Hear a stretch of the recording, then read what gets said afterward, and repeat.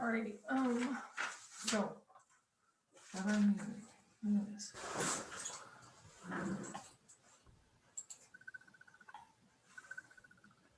Oh, ciao, Laura. How Ciao, you doing? Umberto. Ciao. How are you doing Welcome. today? Grazie, thank you. So, Umberto, you are in Carrara, aren't you? Yes, I am. The picture behind me is of Vernazza in the Cinque Terre, but I'm going to replace it with another one of Carrara as soon as I switch from the Yes, Cinque Terre talk to why the not? Carrara talk. As soon as So, I can. this is a live show of Cinque Terre and Carrara. So, but because the rain, especially, and pandemic reason, we cannot be outside today. Yes. Is it raining also in Siena? In Yes, Siena as well? it's Ah, raining since all the great May day Day of long.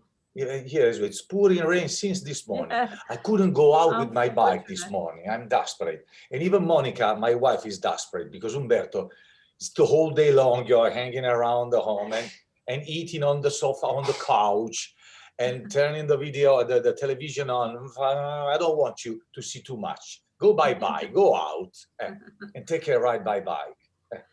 But So I'm it's been a sure, long day till now. yes, yes.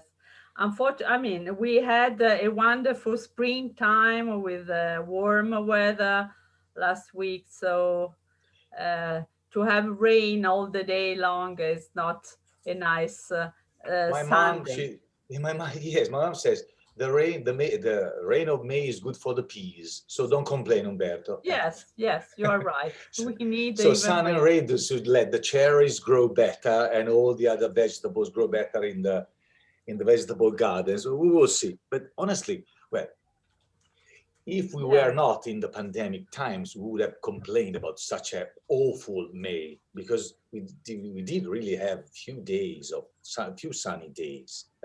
So the ones we mhm, used to know, full sun, yeah. warm, getting tanned a little bit. Do I still look pale? A little bit. Yes, See, you we too. are. Anyway, the pandemic situation is going better. So I mean, we have a lot of population that is vaccinated. So here in Italy, and in the few weeks, we will have this green card, which is uh, which which will permit people to move around Europe. And so let's see, everything will start again. So I don't care if someone goes to Great Britain or Germany. I want people coming to Italy, to Tuscany, to Carrara and Cinque Terre. Now we will see. I hope everything will work. It seems, I don't want to fall in politics talks, but it seems with the change of the government, the vaccination plan, the testing of people plan, it seems getting a little bit better, a little more organized. Yes. We already know as well when we will be vaccinated. It seems that all the people under risk, I mean, like the over 80, over 70, over 60 people, I don't know, they are not all of them vaccinated, but they know when they will be. Yes, yes. It So feels, it makes you feel a little bit better. It seems there's someone that takes care of all the Italians, because we are yes. sometimes in this situation, we are like behaving like kind of herding cats. Well, let's confess, let's say it. Yes, And someone that tell us what to do, a commander in charge, to make us feel better. So there's someone that look after us. mm, I don't know if you feel in the same situation, but I feel like that. yeah. Yes. So anyway, so I have scheduled a vaccination in 2 weeks. So I'm not so young, but younger than You're younger than me, come on. than the last who have been vaccinated. So they are going faster here in Tuscany too. So See, where we you're live. right. Yeah. On one hand, I feel I'm lucky to live in Tuscany. Other regions are managing much less, Yeah. Yes. good than us, the vaccination. See, Mm. our regions are comparable to the states in which are divided in US or other countries. And And there's a cause in health management, there's a sort of independency of, so every region decides by itself. Tuscany is well managed on this, from this point of view. See. So, and we are looking in a good feel to the future, starting from the next month. For sure, everything will go as it must. Laura, you know what everyone is missing? Oh, to see your friend and hug and kiss him. For 10 times, they give 10 kisses, a lot of hugs, and whisper in his ears, and toast with the 10 glasses of wine. Everyone side by side, touch each other. What I really miss. Oh, yes, we are all. It's all the same for all over the world. So, you know, maybe UK people a little less than us, maybe, or Dutch or Germans. You know, the courtesy distance for those, I mean, North Europeans is bigger than our courtesy. Our courtesy distance does not exist. In short, we love to stick together in every situation. Yes. Okay. So, okay, I think we can start with our live webinar. And so I want greet and welcome everybody to Ciao Tours webinars on Cinque Terre and Michelangelo's Marble. Compliments of our lovely local guide Umberto Cattani, who, Ciao, as I told you before, he lives in Carrara. So thank you for being with us this morning and this afternoon for us who we are in Italy. And I would like to introduce myself. I am Laura Pozzi from Siena, Italy, and my partner Arlene Schroe from Cranbrook, British Columbia, together with all Ciao Tour staff from Italy and Canada. Please, if everyone from Ciao can just wave and say hello. Hi, everyone. So, since the 23rd years, we provide, as Ciao Tours, we provide customers tour to Italy. And during this pandemic period, we have continued to be in touch with you, with our old and new clients.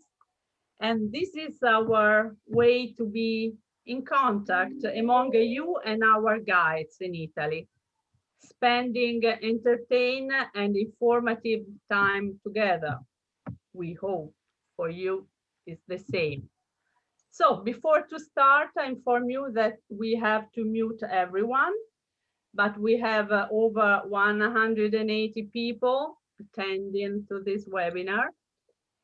And I also inform you that this webinar will be recorded as usual, used as only a training tool and edited in our YouTube channel. So this is the time to turn off your video if you wish. And please have a look, this is the last information, please have a look on the chat for further information. We will post in several important messages, included the recipes that will be sent to everyone who is standing about the pesto that will Umberto and his wife will delight us to showing us how to do it. And so please, Umberto, tell everybody who you are and let us tour in your world. Everyone around the world is here to say hello to you and learn about these two wonderful areas. So please. Grazie, Laura. Thank you, Laura. Oh, I'm Umberto Cattani. As Laura said, I was born and raised in Carrara. Well, let me tell you the truth. The picture behind myself is Vernazza in the Cinque Terre, and that's going to be the main talk. And because Cinque Terre are more renowned, more famous, and need more time to be described, to tell something about them about. And it's been my, pressure on Ciao Tours. I'm a tourist guide for Ciao Tours mainly in Cinque Terre, and we're starting to work also in Carrara as well. So I said, please, include Carrara. Carrara is nice, Carrara is interesting. And they gave me 10 minutes to tell you a little bit more about Carrara, the Marble World, something a little bit, and it's something a bit about what Michelangelo was doing in Carrara. So it's going to be 2 talks. The bigger one on Cinque Terre and the smaller one on Carrara. And then the Pesto talk follows. Ciao, everybody. I know you're all from all around the world. I don't want to express any kind of preferences, but since I'm reading on the screen, everyone who is joining in, I read a last name from the Cinque Terre. It's Basso. I don't remember what's the first name of Basso. There's a girl. Basso, last name Basso is last name from the Cinque Terre, maybe from somewhere else in Italy. But okay, welcome to the Cinque Terre. Let me share my screen now and start my talk about this part, this tiny little, how can I say, niche of Italy. Just a second. There you go. Great. Oh, this is a picture of Vernazza, one of the 5 villages of the Cinque Terre. What I said in my introduction to 1-minute introduction talk was everybody knows or heard about the Cinque Terre. Many people read something about them or watched something about them. And honestly, these Cinque Terre are one of the most studied, in-depth studied tourist phenomenon in Italy. Everything happened in the last 20 years. What happened? It's a tiny little corner of the northern Italy. I'm going to show you where they are. But from no tourists in the 1980s, early 90s, last year nothing. In 2019, we're around 2.5 millions. Have been 2.5 millions. It's good numbers. And Cinque Terre have not Michelangelo works of art, Uffizi or museums or the Colosseum or Venice with the canals. They have nothing like that to show. And why they became such an important destination? They've been included in the Italy grand tours. In my honeymoon, I'm going to go to Venice, Florence, Rome, and find some time for the Cinque Terre. Well, there certainly are a beautiful, pretty postcard. They're nice, the colorful houses. Honestly, I didn't, how can I say, photoshopped this picture. They're truly like that. Beautiful, blue sea, blue sky, lots of greeneries all around, and the colorful tower houses belonging to, 1,000 years ago. They're perfect postcards. This is already a good reason to come to the Cinque Terre, but honestly, there are many other places around the Mediterranean like this. In Greece, in Italy, in Spain. Cinque Terre have been included in the World Heritage list of UNESCO in 1997, if I remember well. And in the year after, they became the last Italian national park. So, and certainly not because they are a pretty postcard. There must be something else. They're attracted. How can I say? Light on the spotlights of UNESCO and the Italian government for including them in such important projects. I'm going to tell you a little bit more about them and a little bit more about the, how can I say, whenever a tourist guide mentions the word history, I say, okay, let me fall asleep. Okay, I hope I'm not going to make you fall asleep. I'm trying to tell you a little bit more about the Cinque Terre economy, social life, how can I say, what happened in the past or what's going right now in involving and an entertaining way. Well, next slide. Okay, next slide. No, back. where are Cinque Terre located? They are located in the eastern Italian Riviera. What we mean as Italian Riviera is the, you see, I mentioned Carrara, so the Italian Riviera is the area of the Liguria region. There is, I mean, that includes Portofino, Santa Margherita, Genoa, and Cinque Terre are in the easternmost of that Riviera, very close to the Tuscan border. You see different Italian regions. On purpose, I wanted to put the name of the main Italian towns just to make you understand and where we are, where Cinque Terre are located. Carrara is half an hour drive, let's say 45 minutes drive from the Cinque Terre, south of the Cinque Terre, so very close together. But this is for sure. It's a story of seclusion for both Carrara and Cinque Terre. Let's talk about Cinque Terre. First of all, the meaning of Cinque Terre, maybe a lot of you already know it, is 5 lands. That's the proper translation. But land doesn't mean much in the contemporary Italian language. You should go back to centuries and centuries ago when Italy was divided in many different states. And it was not spoken an official Italian language, but local vernaculars. But more or less, everywhere in Italy, land was meant village, hamlet, a community, a settlement. So a group of people decide to live in a certain place.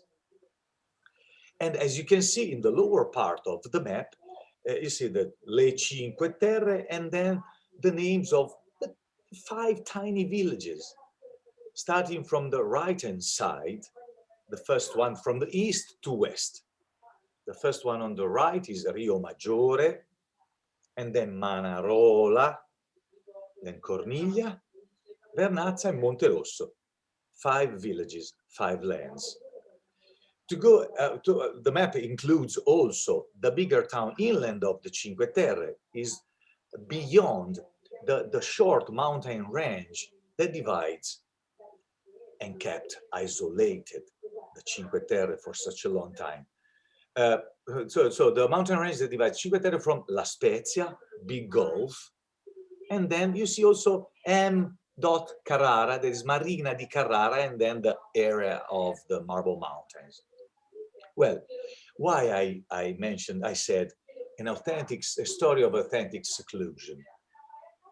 In few words, the people who lived in the Cinque Terre, as soon as they, let's say, were born, the only way of communicating or getting in touch with other people outside those areas was first on foot or by boat. Sea permitting, of course, because as you can see, from the Cinque Terre, you have to sail all around those islands and promontories and get to La Spezia. Takes hours by boat. Still now, imagine 500 or 600 years ago. As I said, or on foot. On foot from one of the villages of the Cinque Terre, the closest ones, to La Spezia, it took back then and now around 6, 7, 8 hours, depending on your legs, which means you're isolated. You must be self-sufficient. We say in Italiano, bastare a te stesso. Be enough for yourself. I mean, take care of yourself. Those small communities, they had to take care about themselves, one by one. First step towards, I mean, the breaking of this seclusion has been the train.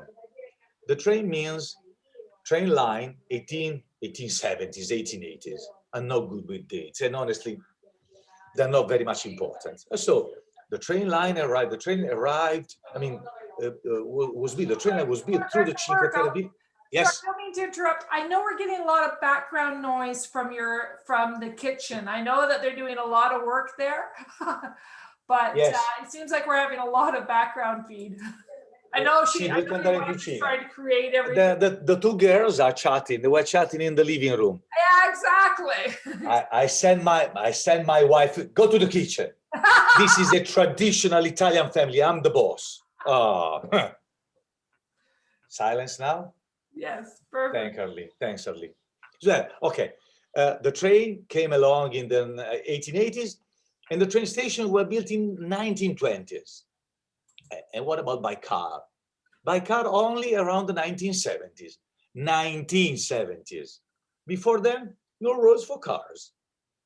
It is quite understandable because honestly, for people from La Spezia and the government will say, well, it doesn't make sense to link a big town to communities with very few thousand people.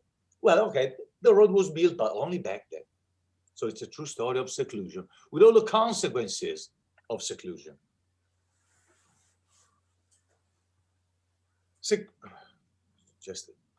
a second there. Okay, see, the right picture. Well, seclusion, which means you have to be self-sufficient. And the only way to make your living in the Cinque Terre was building terraces, because there are practically, the Cinque Terre is a mountain getting straight into the sea, very steep. The villages are by the sea for a precise reason, but the mountains are very steep, and the only way to grow vegetables, olives, grapes, or something else was building terraces. And this is one of the reasons for what Cinque Terre are included, have been included in the World Heritage List, because it is, or they are, a remarkable example of landscape showing a significant moment of human history. Well, this is just terraces. We have terraces in Siena. We have terraces in northern Italy and in Peru as well, in China as well. Yes, but here the terraces of the Cinque Terre, the National Park and UNESCO wanted to check, to try to count how many kilometers of terraces were built by the Cinque Terre residents, people who were living there.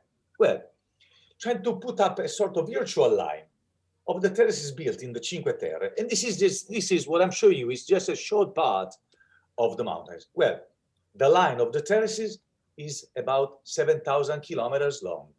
7,000 kilometers long. Put up by hands, stone by stone. This, one by one, by the locals. You see two pictures. The one on the foreground shows bigger stone, bigger and smaller stone, because if you put up dry stone walls, you have to put up properly stones, smaller and bigger, small and big, to hold up the mountain first and create a flat space, as you see on the other pictures.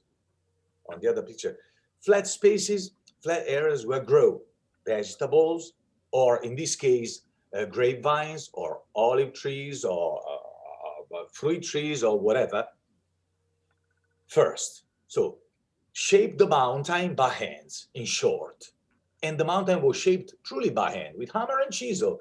Create a sort of step in the rocks, and then put up the dry stone wall at the edge, and fill up the empty space basin with dirt.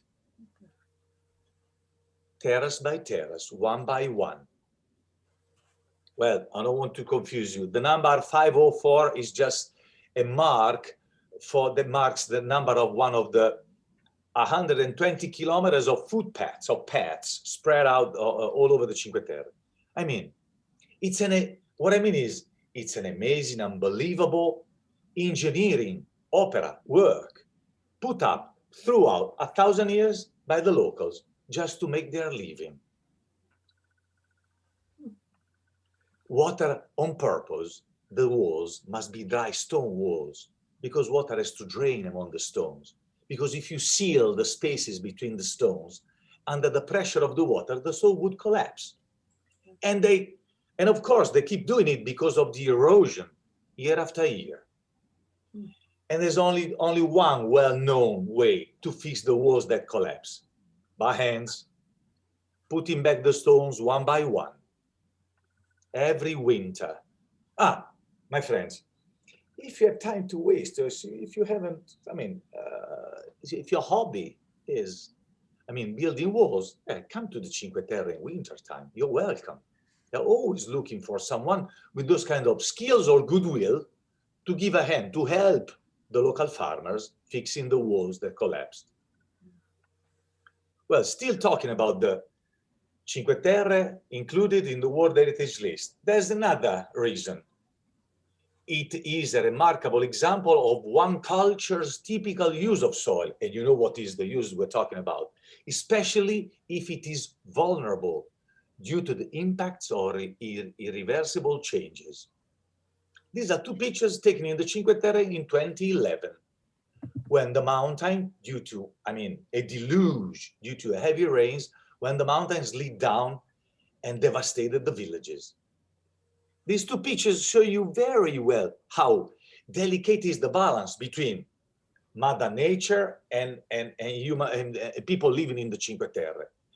If you don't keep fixing the mountain, if you don't do the right maintenance of the terraces up there, the mountain comes down and buries the villages. Look, it's clear. You see, where that man is standing, that's the top of the entrance of a restaurant. Or on the right side, you see the dirt covering more than a half of the entrances of the ground floor. And sometimes the dirt arrived at the first floor in the villages. It's been a terrible time. And Cinque Terre relying on a lot of help that came from people all around the world. Thank you. Because they sent money or they came in person to help, removing the dirt or doing something. So whatever, they arrived a lot of help from people all around the world. Second, their own work. This happened in October 2011. By April, May 2012, the villages were almost brought back to the normality. So they really worked hard. Yeah. Third reason, we're still talking about why Cinque Terre been included in the World Heritage List. That's the last one. I don't want to bother you too much, but I think there were three different aspects of the same reason. My aim is Cinque Terre are a beautiful postcard, but not this only. Well, Cinque Terre have been included because it shows an important exchange of human values in the course of time or within a cultural area in the world. That's our case, within a cultural area. This picture shows you 3 generations of people carrying on the same tradition. In this case, they're doing the harvest in the Cinque Terre grapevines. You see the grandpa and grandma, son and grandson. Nothing changed. Or better, let me tell you the truth. If you want to come to visit us during the harvest, you're warmly welcome, because they're always needed, someone giving a hand, because the vineyards are steep. And people, and the harvest must be done mostly by hands. You can imagine, when you ask to the younger generation, do you want to help me run in the vineyard, or you run your bed and breakfast or your boat rental or your restaurant in the villages? You know what's the answer.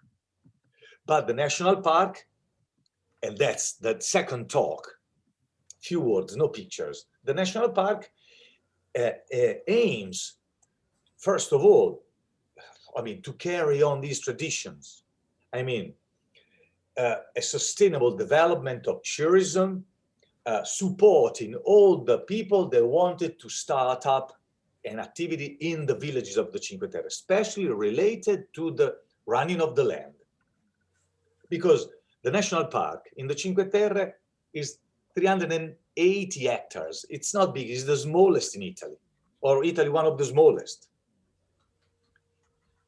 But it is one of the most populated ones, with about 4,000 people living in the area of the national park. 5 hamlets, I already mentioned them, and 3 municipalities. So it means the national park is not the ruler. Rule a certain part of the area, but then has to find the way to deal with the 3 municipalities. 3 municipalities, 4,000 people, honestly, sometimes we feel it is a kind of mess. Because managing the everyday matters. Who fixes the path? Who fixes the road?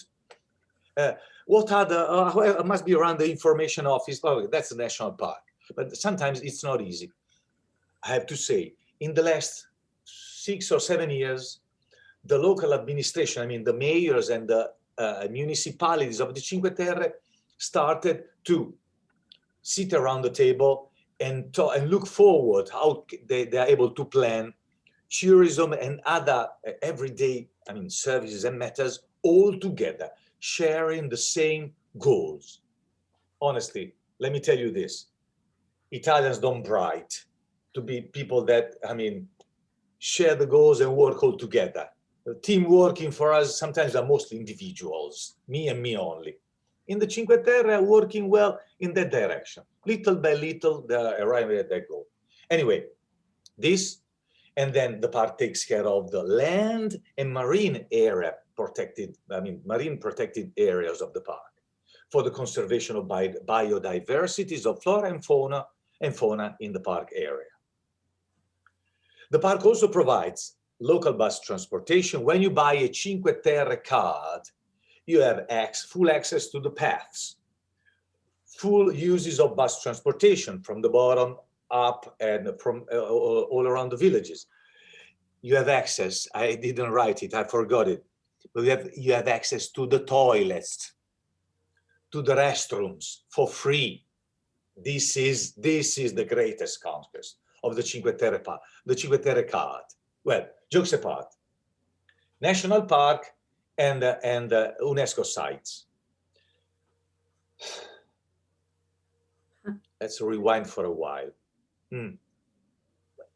Everybody, it seems that Cinque Terre, especially seen from up higher from the seaside, it seems, oh, pretty villages, look, the nice location. What a perfect location for these villages. Is it by chance? Of course, it's not by chance. Nothing is by chance. These places belong more or less to 1,000 years ago. Of course, there is not, for any one of the villages, does not exist a paper or an act or a notary who wrote, today we put down the first stone of Rio Maggiore or Monte Rosso. No. That's why I said, I wrote Cinque Terre when they were born, on the maps and before then. Because on the maps, for the first time, they were mentioned around the mid of the 1400s. A map maker from Genoa, the biggest town of the area, ruler of this part of the Mediterranean, felt the need or the necessity to send someone and say, oh, let me see. There are people living here. What are they doing? Well, how do they make their living? In short, to collect taxes. Of course, follow the money, you always get know the truth. But rewind, going back for a while, those small communities were already existing before the sending of the tax agent, because you can't put up a village in a snap. It takes time. First of all, that's why I put down two pictures. They show you a settlement up high. In both pictures, it is the same settlement up high and another settlement down by the sea. The one down by the sea is Manarola. And Manarola existed after the settlement up high. The one up high belongs to the Roman times. There was a sort of trail running along the ridge of the Cinque Terre area for people moving from France, Liguria to Rome or vice versa. There were sort of rest areas up high. And the people who kept on living in this area, very few people, micro communities, after the Romans, of course, they didn't want to live by the sea. Living by the sea was too dangerous. They didn't give a damn. Okay, Italian body language. This means, I don't give a damn. Non me ne frega niente. I don't care about living by the sea view. The sea is, living by the sea, I'm too much exposed to the pirates. The pirates were a big threat for that area of the Mediterranean, the Muslim pirates. And only after the arriving and the how can I say, the settling of Genoa in this area of the Mediterranean. Genoa means powerful, strong navy, swept away the pirates and made the people feeling safer to move from the top of the hills down. Living on the hilltops is not here only. Siena, in the heart of Tuscany, is on a hilltop. It's not down at the bottom of a hill. Everywhere in the medieval Europe, every village was built on a hilltop because you're feeling safer. From And up walled, high, and walled too. So and walled, of course. Uh. Siena was much, I mean, 1,000 times richer, wealthier than these villages. These villages are not walled. The ones up high. Some of the villages down there, they don't have walls, but they have a castle, a little fortress, just in case. Well, I forgot to tell you the name. The name of the settlement up high is Volastra. Volastra. Volastra is also considered sort of the sixth terra. Well, anyway, only when it was safer to move down by the sea, of course, people moved down there. But they didn't make fishing their main activity. I'm going to show you why it cannot be still now the main activity. The main activity back then, sorry, and you see how many terraces there are still now all around this area, was the wine making. Growing grapes for making the wine. Terraces were also used, the ones closer to the villages, for growing vegetables or fruit trees or olives. But the 90% of the terraces were occupied by grapevines. It was considered the only profitable industry in the past. With all the problems connected to this, look how it has to be done, the harvest. See, you have to sit down. Same thing to sit down to tie the vines to the poles, to spray the copper and the medications during the year. And the one on the right shows you how it's made, the harvest. By hands, cut the grapes, put them in basket, carry them on your shoulders. The villages. Do they have tracks too or not? I mean, to move the chest. No, they have, and maybe I'm going to show you later. They have a little monorail. Monorails reach certain areas, but they don't serve each single square meter of the vineyards. So you have to carry on your shoulders, back in the days, all the way to the micro cellar where wine was made. Now to these monorails, they bring the grapes up to the road where mini trucks are waiting and bring the grapes to the cantinas, to the wineries. The only profitable industry, because the villages, wherever was possible, were full of cantinas at the ground floor. This is still now. I took this picture in the Manarola. You see the yellow stuff on the top, right below the arch, are grapes left to be dried. In Toscana, in Siena, drying the grapes is a passito wine, a late harvest wine.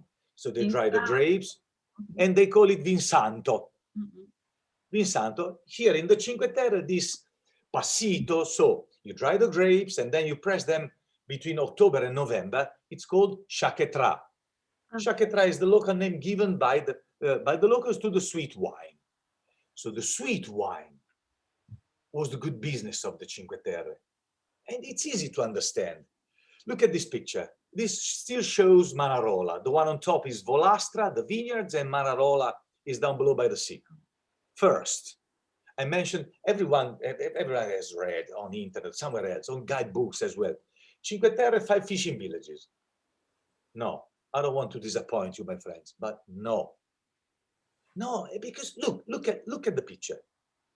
So it's a sort of, I mean, Mother Nature helps a little bit, but it's not a safe harbor where leave your boat docked all year round and go out for fishing every day.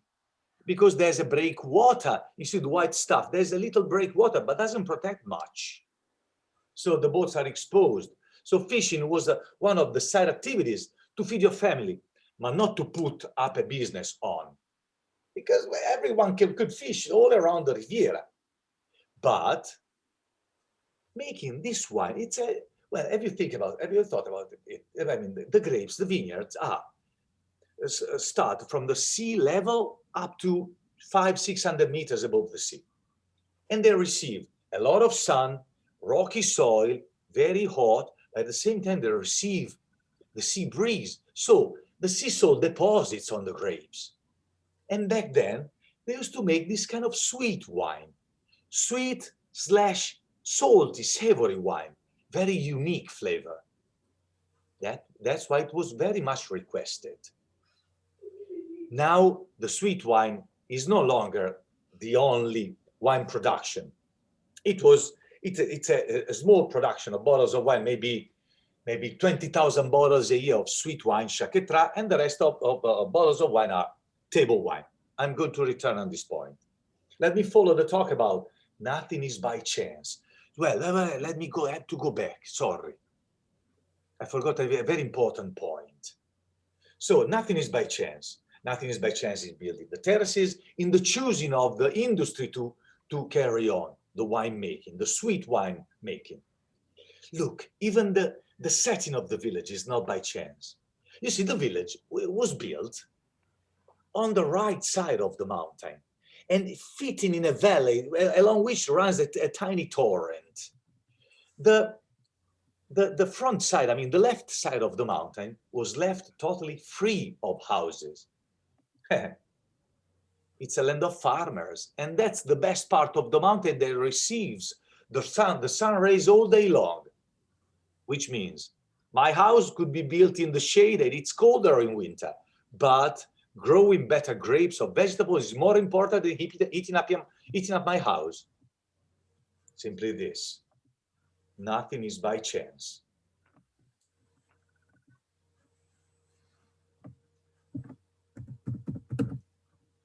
Villages were set in those locations. Of course, let me see, because you see, they're fitting in a tiny, narrow canyons, valleys. There's running water running through each one of the 5 villages. So current water was needed for the everyday needs. But you see, the breakwater, this is artificial, this is Rio Maggiore, has no space, so it's exposed to the waves.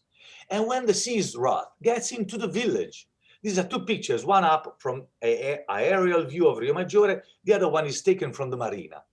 The one below shows a ramp. Do you see the boats? Where are the boats? Are they floating in the water, most of the boats? No, they've been dragged all along that ramp on the land.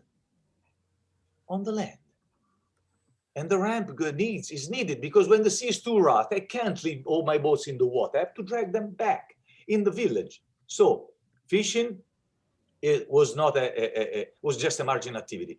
But at the same time, this was a more comfortable place from where load the barrels, one of barrels on boats, and then ship them to La Spezia or somewhere else. Much better than the village from up high. Up high was too far from the sea. So the sea they took advantage of the sea for those reasons. This is the main street of Manarola. The main street hides the river, which means they are recent. They have been paved recently, only after the 1960s, 1970s. Before that, there was the open air river, little torrent. And the boats were all parked along the 2 sides of the river or door of the main street. I mean, the boats take over other, how can I say, business or activities. I was told that if you wanted to open a shop at the ground floor, first you must ask to the boat owner if he kindly remove the boat to clear the entrance of your shop. If you don't make the deal, if you don't find an agreement, you don't open the shop. It's an interesting point. Umberto, sorry. Donna, she asked about the heating. Which kind of heating do you have at home in these small villages? Well, now in these small villages, they have natural gas. They have all the comforts now. I mean, natural gas, running water, electricity. Well, I don't have the precise dates, but there are still, I mean, evidences or chronicles telling about the electricity only for the public streets before the World War II, and step by step after the World War II was brought electricity to all the houses. The running water as well.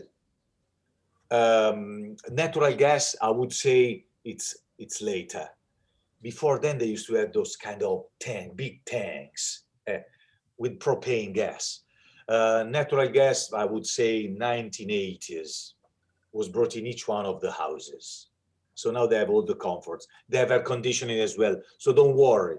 The only thing they don't have, and forget about them, are elevators or escalators. But let me tell you. But look, I go ahead with a slide. Look how high, how narrow are the alleys, how high are the houses. 3, 4, 5, 6, even 7 or 8 floors, which means 7, 8, 10 flights of steps. No elevators. And let me tell you this, nobody complains. That's another interesting thing. How many of you try to go somewhere else, in Florence, somewhere else, get in an hotel or bed and breakfast, no elevator? Say, are you crazy? Italian body language is crazy. Give me another room, another hotel. In the Cinque Terre, nobody complains. And they are happy. They fit high. Absolutely. They carry on their sweating and toiling their heavy luggage from the top of the tower house and say, I'm here. I made it. Thanks to the good job they've done. Telling, and this is about the storytelling. It's not just, what I'm trying to tell you is the great job done by the National Park was advertising, telling the story of the Cinque Terre as they are. That's what we are. We try to make it a little bit comfortable, but we don't want to please you anyway. That's what we are. And that's the story of people that made their living in this way. You can, if you come, you live as we live. There are very few hotels. In Vernazza, there's one hotel. All the other accommodations are bed and breakfast or rooms to rent. But when you get in one of these villages, you live door to door with some of the locals.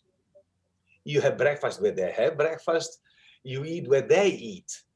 Sometimes in bigger tourist towns, Rome, Venice, Florence, I hear tourists say, oh, well, Umberto, or you ask your local guide, show me a place where I don't find tourists. I'd like to eat where the locals eat. In the Cinque Terre, the locals, when they go out for the Sunday meal with their grandma, they eat at side by side with the tourists, with the visitors. And that's a good thing. Well, there is another question about, Sandra put about emergency. How can you manage? Everyone is in good health. Good. The Cinque Terre. No, wait. Jokes apart. In every village, there's an emergency room. Yes. And there's at least one or more ambulance well equipped with a doctor. I mean, for facing any kind of emergency. The Italian medical system is spectacular, and we've had situations in Ciao tours that they were evacuated. The medical attention was there within seconds, whether they be transferred by boat or to the larger centers. It works exceptionally well within the Cinque Terre. Well, when it happened, sometimes a hiker sprained his ankle or his knee or got injured in one of the footpaths. There are teams of volunteers in every village come in and rescue there. Okay. For the most serious emergency, the helicopter comes and picks you up. Otherwise, ambulance is for the locals and for the everyday needs, just in case, together with the doctor's room or emergency room. The closest two hospitals are east and west of the Cinque Terre, outside of the Cinque Terre area, in La Spezia and Levanto, the two bigger towns outside of the Cinque Terre. Going back for a while, to the Cinque Terre, nothing is by chance. You see an aerial view of Vernazza, and then an inside view of one of the alleys. The villages cantinas at the ground floor, a good mooring point for the boats and load the barrels, and a good place. I mean, not a good place. We're set up like mazes on purpose. Where do you see? Where are the roads? Where are the alleys? How do you walk between the houses? The houses always were built, stick side by side to create a sort of wall, working like walls of the city, of the village in case of danger. And inside the villages were very narrow alleys, like this one or the next one I showed you before. Look, the two guys show you how narrow are the alleys. Nothing is by chance, nothing. First, not comfort, but safety, security first is the main aim in which these villages were built. I mean, all these villages belong to the churches belong to the 1300s. So the villages belong to back then, because if you build the church, it means we have money, we have a priest, we have babies, we have people to marry, we exist as a community. Before then, there were the smaller communities. So the villages belong to back then or later. And they were set like mazes, which means the message is clear. The maze is for the locals, because if I live here in total darkness, I can find the way back home, to my home. But if you're a pirate, you're a stranger, if you have bad intention, I put you in trouble. You're not welcome. That's why I put you in trouble, right or left, up or down, downstairs or upstairs. I want to create yourself confusion, or let you get confused. Getting in my village trying to steal, to kidnap or enslave someone. That's what the pirates were doing back then. And from all the windows, people were throwing on them stones, hot water, whatever. They were fighting for defending their homes. So forget about comfort. Well, no, just a second.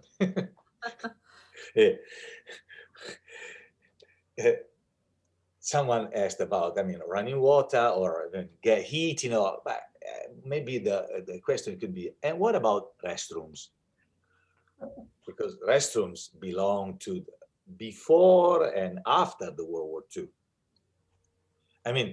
Some kind of restrooms there were already existing in 1800s. But before then, when I was talking about the pirate times, there were no restrooms, there were chamber pots.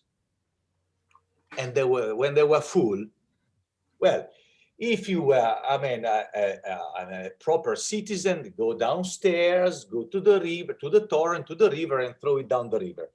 But many people were lazy. If you were nice to the other citizens, you say, okay, it's a river, it's coming. Throw it out of the window on the streets. But it was the same here in Siena, in Florence, in Rome, London, Paris, which means throwing all that stuff on the streets, of course, could cause bad, health conditions, could cause cholera, plague, or whatever. But this was much, much better than living exposed to other kind of dangers, pirates or invasion or something else. Let's stick all together. We are a community. There were small communities helping each other, supporting each other, working in the vineyards, helping each other in the defense of the village, and living like, isolated communities for a very long time. Maybe I didn't remark properly. 5 villages, they're very close together on the map, but they're true islands sometimes, culturally talking, socially talking, because from one village to the other, it takes time.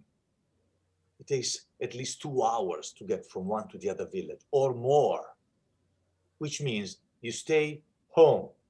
You don't need to move. To move for what? Meet someone else? Find a new fiancé? Forget about it. And now you have thousands of tourists coming, no? So you have not to move for another reason. You have now there are lots of intermarriages. But you have to welcome people. Yes, and little by little, centuries of seclusion doesn't help you like the Tuscan people are, the Senesi, the Florentines. The Siena and Florence were built on a road, on a medieval highway. Yeah. They were accustomed to welcome people, to host them, Yes. and smile and and make money on them as well, on visitors, on travelers. Cinque Terre didn't have that chance, that opportunity. Seclusion means I don't smile that easily, because whatever was coming from outside these communities was a problem. So if you're a stranger, you're not welcome.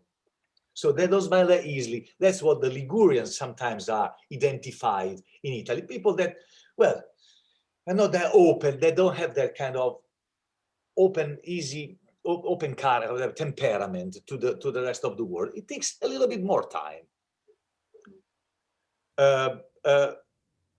Few words. I have to spend few words about wine. I mean, what the Cinque Terre, what is the business now? Of course, it's tourism, but the winemaking, and I wish to spend these few words about them because they gave me a lot of pictures, the panoramic pictures, a lot of pictures about the winemaking and so on.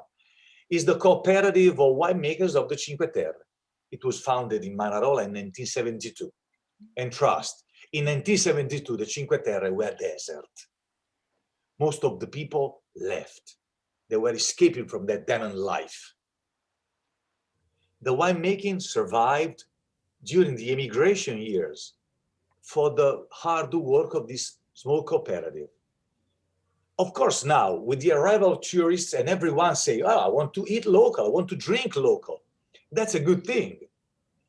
3,000 acres is the national park. And now there are 300 acres, cultivated acres. And every year, this number of acres increases. That's a good thing.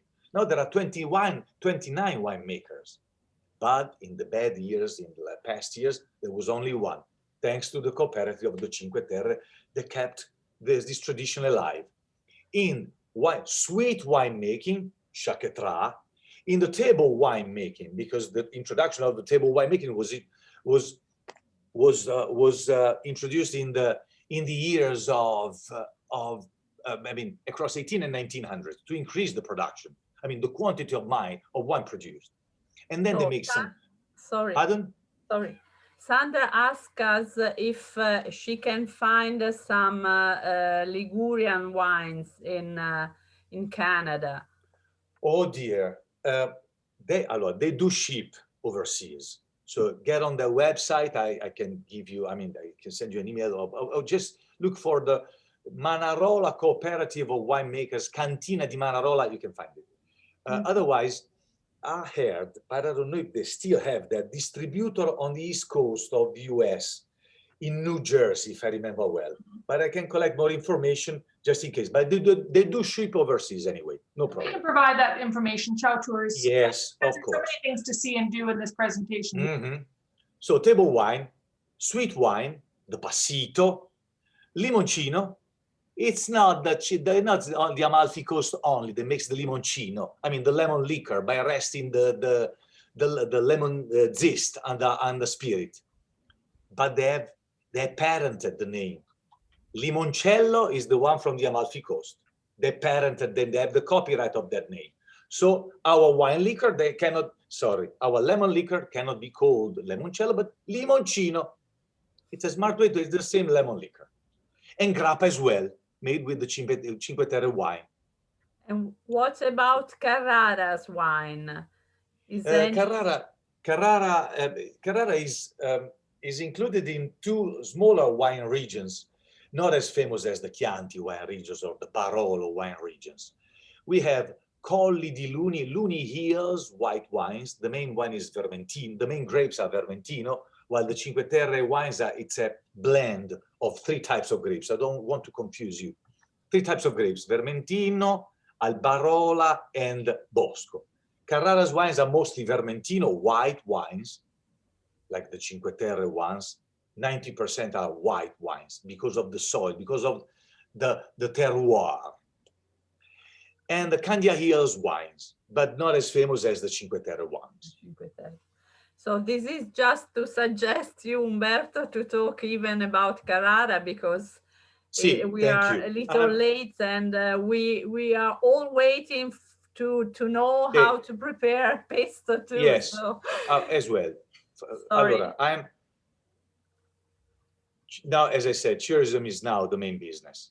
The immigration years will belong to the, after the World War II, 1960s, 70s, and 80s, because making wine was not very much attractive and very too tough to make your living.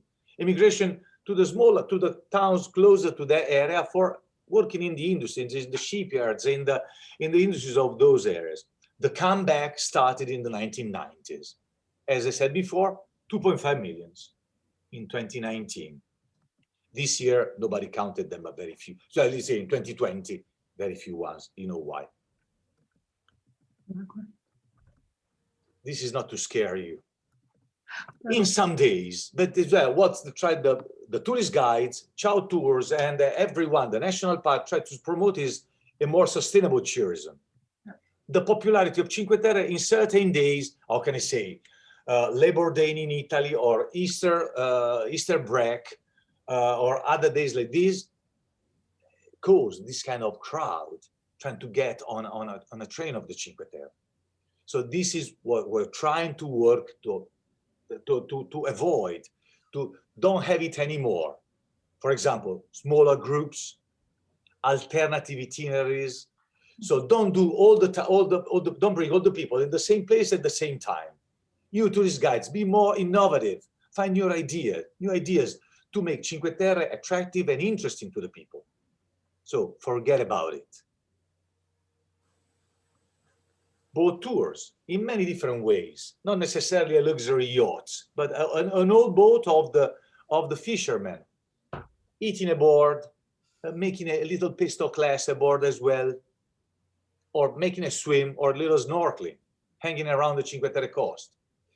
Do some little hikes, not necessarily 3-4 hours on the trails. It's too tiring, but little hikes in the vineyards, have a picnic on the terraces, enjoying the view. This is things that are still part of the sustainable tourism they're trying to promote. Or urban trekking tours as well. So not necessarily on the trails, but even in the villages, there are interesting paths to walk or to hike, up high to the viewpoints, or there are inner trails inside the villages that of course involves a little bit of steps to climb, but very interesting and take you away from the most crowded places. Okay. Now, Carrara. Now, welcome. We don't have so much time, but how much I have? Yes. Very short time. Carrara. It's the word of marble, white Carrara marble. The area is very close to the Cinque Terre, and like the Cinque Terre, because of marble, we lived. I say we because I was born and raised here. My wife born and raised in the Cinque Terre area. That's why I feel myself a little bit low. I try to make you feel a little bit local in both of these areas. And well, this is a panoramic picture taken from outside the marble quarries, but whatever you see is, I mean, the mountain ranges are called Epuan Alps, not like the northern Italian Alps, but the local mountain range that are entirely made of marble. The white spots are marble. By the way, even when you see the gray part of the marble of the mountain, underneath there is marble, a lot of it. We have maybe too much of it. But it's interesting because that's the world's largest marble basin. And we have been doing the excavation, transportation, processing, and carving of marble for 2,000 years. That's the only thing we're able to do. We have been doing for such a long time. The ancient Romans started. And since, I don't want to bother you about the Romans, since I mentioned what Michelangelo was doing in Carrara, why Michelangelo came so many times in Carrara. Of course, to buy marble for the David. Well, not necessarily for the David, it's another story. He found that piece of Carrara marble already started by someone else in Florence.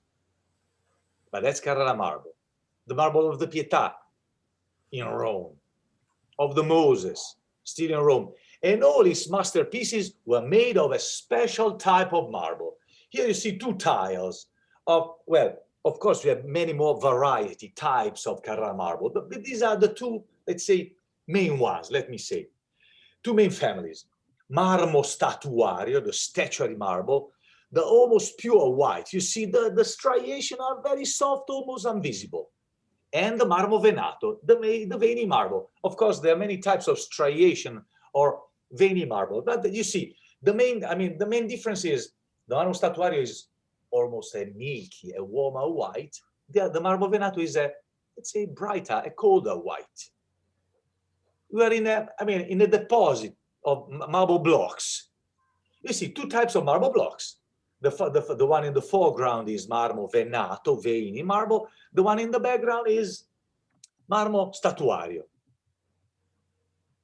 And what Michelangelo was looking for, was trying to learn. Michelangelo spent almost 3 years in Carrara.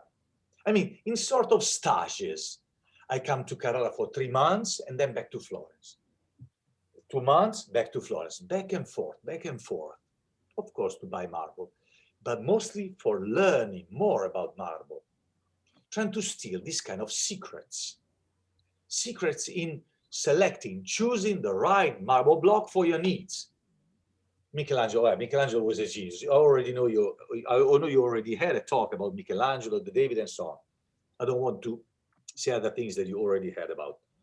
But Michelangelo was a genius, but was also the first sculptor after the Romans that felt the need of using such big marble blocks. Not only the need to express himself, but also had the skills of carving such big blocks. Before Michelangelo, we don't have such big statues like the David. The David is almost 5 meters tall. And be able to carve such big marble blocks needs a lot of training in the marble quarries to learn about 2 main things. This is the first one, and I go back to the other. First, do you see, these are the 2 pictures of a side of a marble block. You can easily see there are tiny little fractures. The one runs horizontally in the statuario marble block. In the other block runs vertically. There are red marks marking the tiny fracture. It's almost invisible. The point is, are these fractures running in the heart of the block? So I mean, if I'm Michelangelo or a contemporary sculptor, I choose the block and run and start carving the block. Will I find the same fracture in the heart of the block and risk to throw away months and months of carving, of sculpting? It is the same question that Michelangelo was asking to himself and the present sculptors ask to himself, because there's no solution but experience.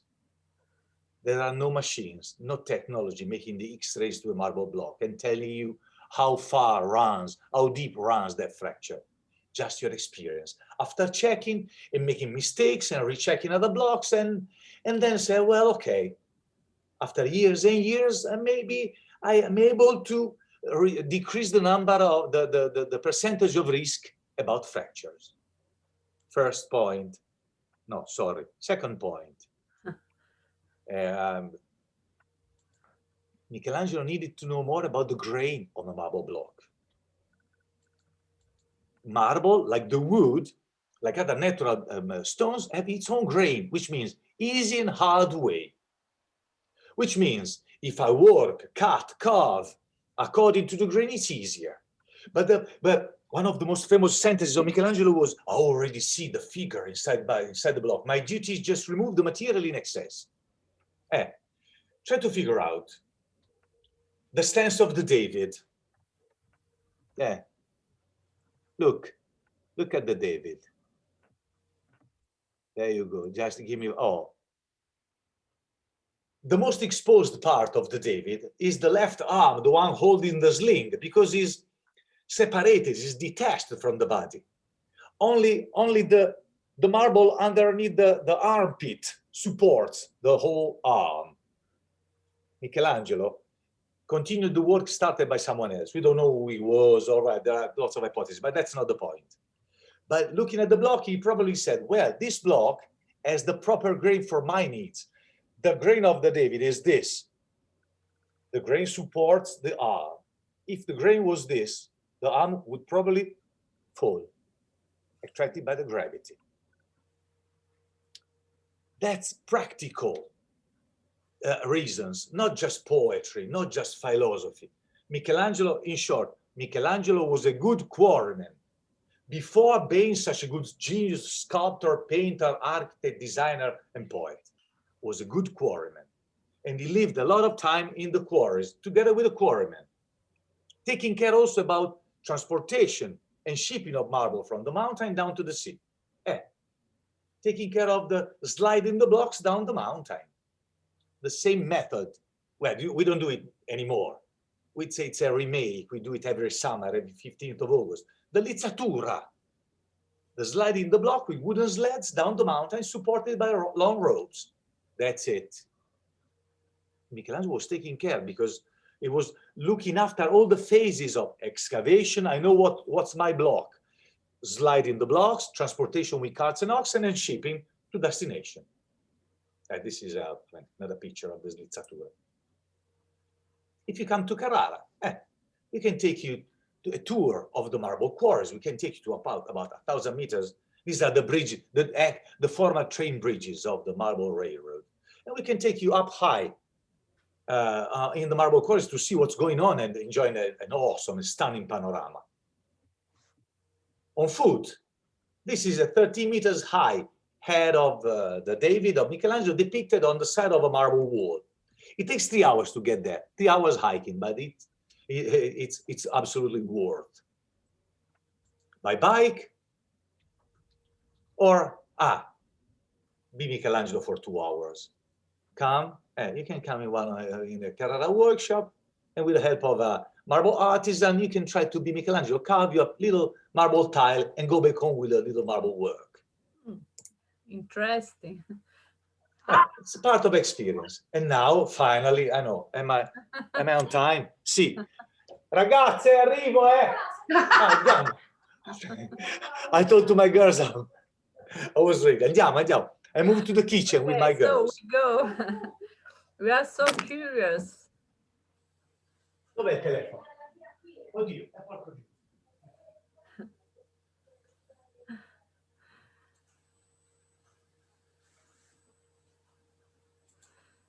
Now we're just waiting.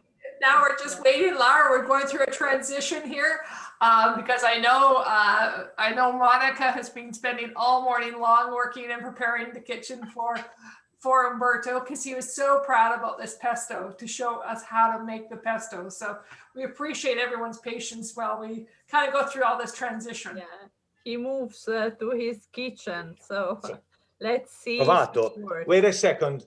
Yeah. We're trying to the mobile went on pause on pause. We're trying to. Fatto? Okay. Sì, ci siamo. Perfect. Ci siamo. Forse sì. So go back to the kitchen. Okay. What do you see? We see you. Yeah. Here we are. Do you see us? There we go. Hi, Monica. Ciao. Monica. Ci vedi? Ci siamo, sì. Are we on the screen? Ready to start? Yes. Oh, Allora, Excuse me. muoviti. Monica, my wife, the camera girl is Mia, but she doesn't want to be on the screen. Okay. We're going to show you. We're going to show you how we make the traditional Ligurian pesto sauce at our home. Of course, we're using modern, kitchen things, so no longer the marble mortar and the pesto. But we're going to show you one by one. But first of all, let me introduce. No, wait a second. Show them the ingredients, please. Ok, allora, So first of all, il pesto. Cioè, che pesto? Scusa, the base. This is the base. The base here. Basilico, poi Grated Parmesan and pecorino, mix of Parmesan and pecorino cheese. And then sale grosso, sea salt, coarse salt, and then pine nuts, buoni, walnut kernels. There you go. poi c'è And then l'aglio, a clove of garlic, of fresh garlic, and then olio, extra virgin olive oil, What else? E poi, come tu vuoi The essere? blender. Questo. Cosa devo fare? La mano al vabbè. freezer. Gli devi dire, segui papà per piacere, e gli devi dire che il segreto della mano di metterlo nel... Little tip, little secret, our secret. Well, I put the blades of the blender in the freezer to cool them down properly, because the handmade pesto doesn't ruin the leaves of basil. Ah. And the blades, heating them up, could ruin and make the basil too dark, and it doesn't taste very well. Our trick is put the blades in the freezer and cool them down. Right. Parlo troppo. Allora, il basilico. Put the basil inside the blender. And then Un pizzichino di Pinch of sale salt. che serve per mantenere il verde. Ok? Sì. Il colore verde. The salt, the sea salt, keeps the green of the. Come mai? Saremo troppo vicini. Vai un po' lontano. A little bit. Okay. Keeps the green of the basil. The basil green. Passa il volume del telefonino. Oh. Ci sei poi. L'olio. A good, olive oil. We give you the right quantities there, but trust your eyes. When you think it's enough, otherwise go ahead. And then fresh clove of garlic. Another interesting trick. There's someone, look, inside the garlic, there's a little, the inside part can be removed. That's the one that makes you smell a lot your breath. So we put just one clove, but if you like to put them a half, if you want to put more, no problem, it's up to you. And then grated mix of Parmesan cheese and pecorino cheese. Poi. And then pine nuts, noci. and walnuts. Poi basta, vero? Sì, basta. Sì. Poi ci diamo la prima frullata. So.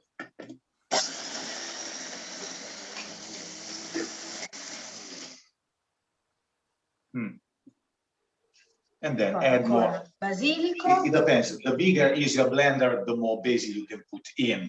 So ours is smaller, and we prefer to do it in 2 or 3 steps.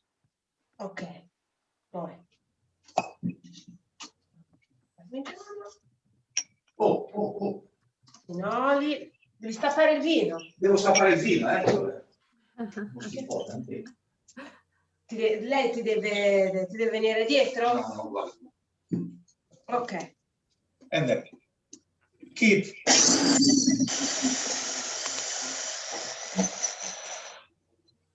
Ancora un pochino di olio. Little more olive oil. To have a cream, Vedi? no? Deve diventare una crema. It has to get more creamy.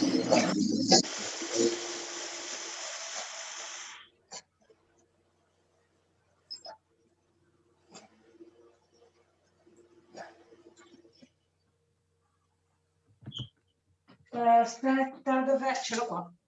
Dammi una patta. Aia! Medic! I'm the official taste.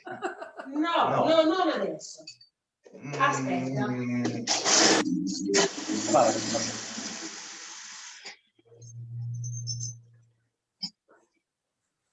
Dai.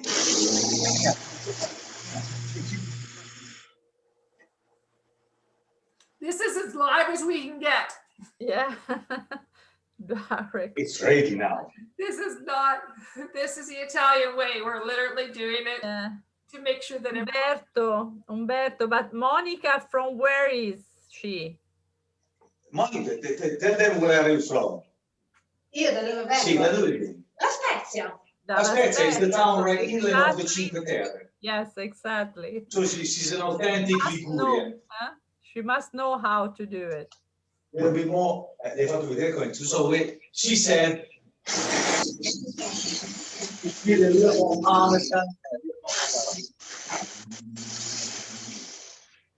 Oh, ok. Ok. Posso assaggiare, may I taste? Ah! Va bene? Mm. Ok? I'm the official pesto sommelier. Ah, Ok. Now remove the blades. And now it's time to show you. Vedi com'è bello verde? Look, it's bright green because of the blades put in the freezer and the sea salt. Ok. Mm? Ok. Poi adesso mi dai per farlo mettere We like it a little bit more, not too smooth, not too creamy, but a little bit more like that. It's up to you. So, cosa ho fatto? No, it's only it's you. Let's show them how to preserve it. Come parla italiano? Lo facciamo come conservarlo. Sì. Two ways to Fai un preserve it. barattolo. Well, of course. First, scusa. No, vabbè. First of all, freeze? well, dressing of the pasta or any kind of pasta or for little snacks. We're gonna have to make a bruschetta in a while. What if remains some pesto? They want to make it last longer in the refrigerator. We have two options. One, if you think you're going to be using it in the next few days, so you can put it in a little glass jar.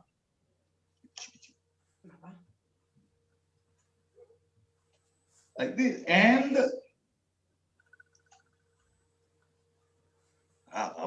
nothing outside the jar, and very, very firm. And then, for not making oxidated, olive oil on top of it. It has to create a film that doesn't make the paste oxidating. Oxidating means gets darker and take the not so good flavor. Option 2, for a longer lasting. If you think you're going to be using the pesto for in a week, in 2 weeks, or for having your own reserve of pesto for any kind of, I have some friends coming for dinner who does some pasta and cosa fare? Una cosa in forno. Poi la seconda? The second option, you put the pesto inside the ice maker in the freezer. Like that, just like that.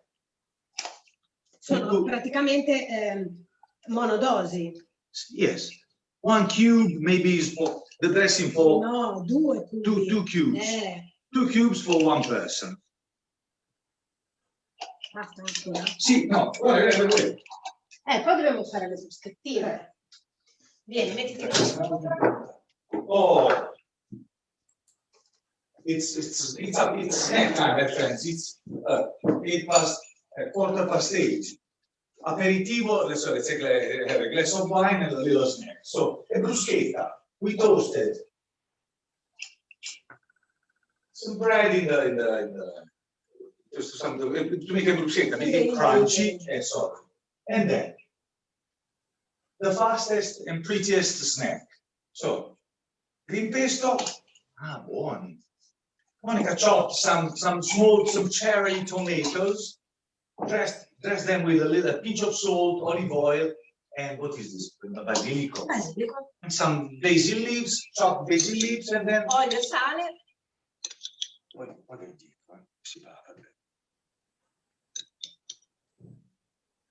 Ok. Sì, noi facciamo cin con la bruschetta e poi riva indietro e facciamo il cin. Questo. Oh, vai bene indietro. My friends, I opened a bottle of white wine.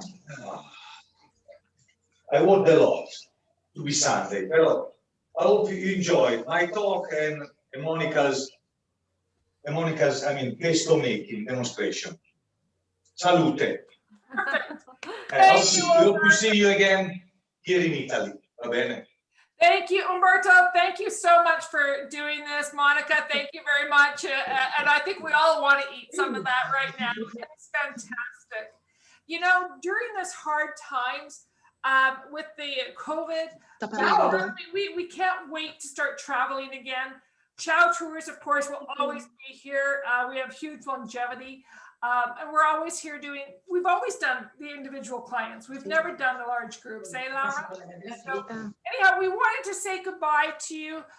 We wanted to let you know that this will be Ciao Tour's last webinar for the spring. We will be doing it again. We will be doing it again starting in November. And Laura and I and the rest of the team, we're going to be doing some more information on Rome. And of course, during the Christmas time period, we'll be doing the Christmas markets. So once again here, thank you so much, Umberto. We know that this is compliments of you and your family. And the sole reason why we're doing this is literally to support everyone over in Italy during this time period. It's an ugly time, but we are going to survive. We are going to have new friends. We're going to meet new friends. We're going to see old friends pretty soon. Italy is opening up. They are going to be welcoming tourism by mid-June. So we welcome everybody. We sincerely, with our hearts, welcome everybody. And have a great Sunday. Really, truly appreciate you guys coming in on a Sunday morning. There was over 125 people here today. So thank you again. So have a great day and we'll see you soon, Umberto. Thank you. Grazie. Thank you for inviting. Ciao. Bye, Ciao. everyone. Ciao, ciao. Ciao. Ciao. Ciao.